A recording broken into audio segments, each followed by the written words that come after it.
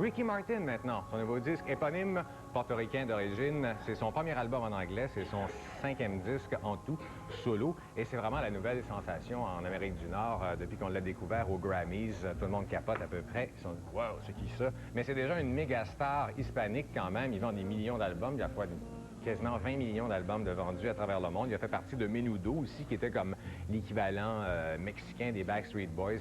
Il passait, genre, je pense, à l'âge de 17 ans, il devait quitter le groupe. C'est ce qu'il a fait, d'ailleurs. Et on pourrait être porté à le, je sais pas, à le qualifier de quétaine, mais à tort. À tort, il pourrait jouer la carte. Tu sais, il y a le beau gars, bien sûr.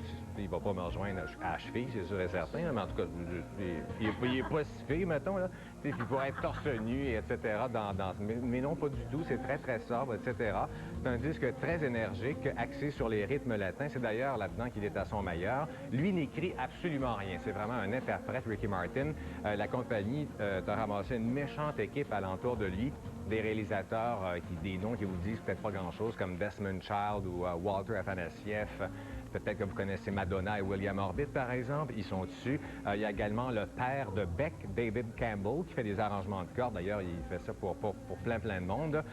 Et c'est intéressant lorsqu'il fait ses rythmes latins, mais lorsqu'il essaye de faire des ballades, là, c'est vraiment très, très plate. Il y a une chanson qui a été écrite par John Cicada. C'est vraiment à se trancher les veines. Ça, c'est la compagnie qui dit, bon, on va se faire une toune de même, une toune de même. Et il y a aussi une power ballad. On se demande, mon Dieu, c'est Journey qui avait oublié de l'enregistrer, cette tune-là, exactement.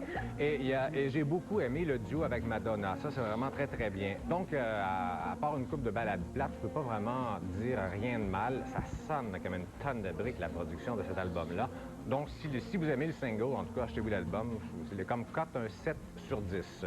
Sûrement un des très grands succès de l'été 99. Un extrait de la tune qu'on connaît déjà par cœur.